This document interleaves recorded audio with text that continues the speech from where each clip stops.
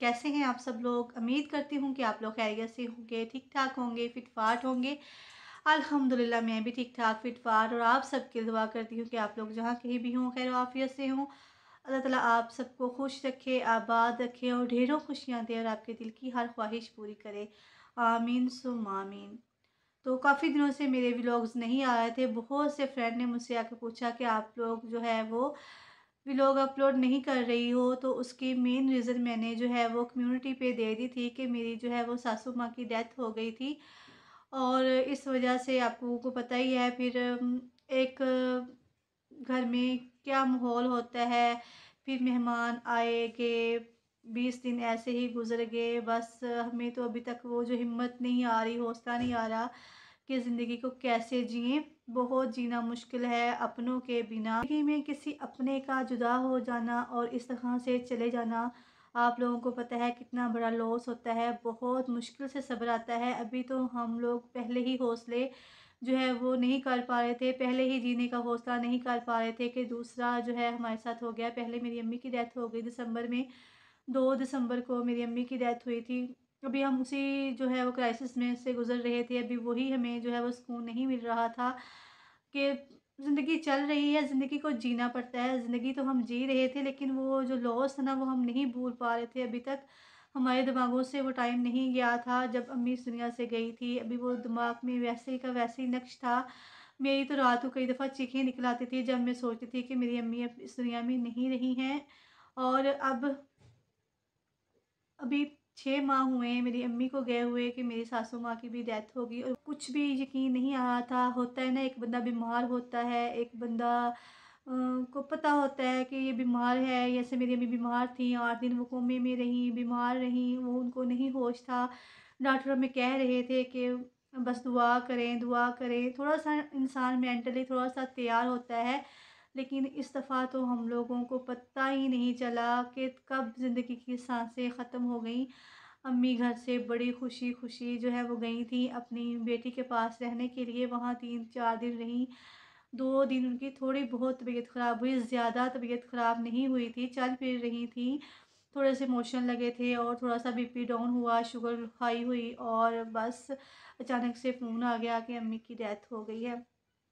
तो अभी तो हम लोग को यकीन ही नहीं आ रहा था कि हमारे साथ ये हो क्या गया है। जुम्मे का दिन था, 3 जून था और सुबह नमाज़ पढ़ी है। रात को ही दिल को ना कुछ हो रहा था, जैसे कुछ होने वाला है। अजीब से ख़्यालात, अजीब से वहम से आ रहे थे। सुबह नींद ही नहीं आ रही थी, जल्दी से उठी, नमाज़ पढ़ी, मियाँ साहब को उठाया। अभी मैंने नमाज़ पढ़ी ही थी कि कॉल आ गई और मैंने कहा तैयब बाजी की कॉल आ रही है, देखो तो क्या कह रही है। मैं उधर गई हुई थी अपनी बेटी के पास। तो कॉल आती है कि मेरी तबीयत ठीक नहीं है, जल्दी से तुम लोग हॉस्पिटल पहुँच जाओ। हॉस्पिटल का नाम बताती है और मैं कहती हूँ कि अब्बू ने रात को भी खाना नहीं खाया था, यानी कि मेरे ससुर ने, तो मैं उनको ना एक रोटी बना के दे जाऊँ, उनकी शुगर लो हो जाती है।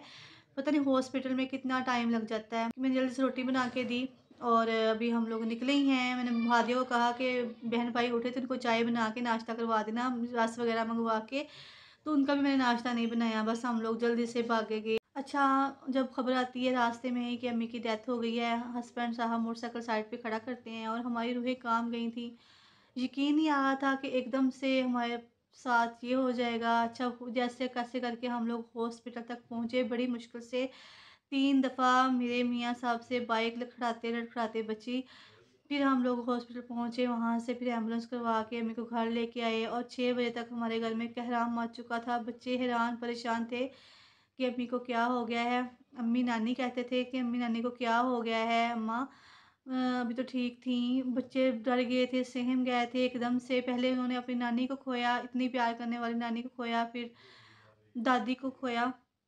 बच्चे भी बहुत सहम गए थे और इनको सँभालना अभी तक मुश्किल हो रहा है। जमाल कहता है मुझे डर लगता है मम्मा, मुझे ऐसा लगता है अम्मी उधर बैठी हैं, अम्मी ऐसे करती थीं। ऐसे ही टाइम गुज़रता गया, 20 दिन हो गए, टाइम गुज़र गया।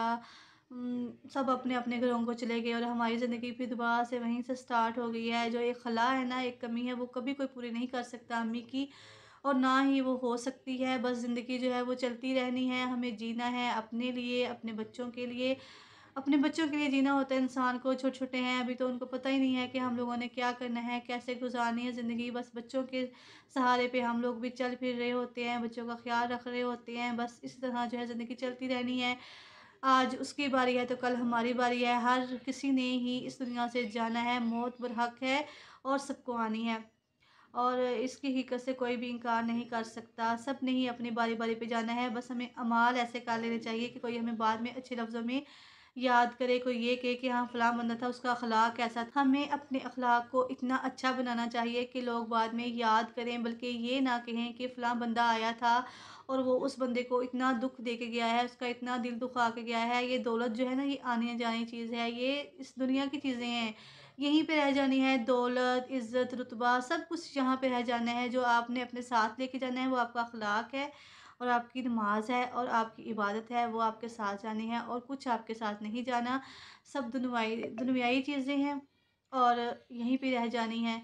कितना कुछ हम लोग बनाते हैं, क्या कुछ करते हैं अपनी औलाद के लिए, सब कुछ वहीं पे रह जाता है और आपके साथ क्या जाता है, एक कफ़न और 2 गज़ की ज़मीन जिसमें आप लोगों ने जाना होता है, या आपका अखलाक जाता है या आपका अमाल जाते हैं आपके साथ। बस हम सबको अपने अमाल को ठीक करना चाहिए और अपने आप को बदलने की कोशिश करनी चाहिए। तो कुछ लोग कहेंगे कि ये मेकअप करके बैठी हुई है, तो मैं यहाँ पे बता दूँ, मेकअप नहीं किया है, फ़िल्टर यूज़ किया है ताकि थोड़ा-सा मुँह साफ़ आ जाए।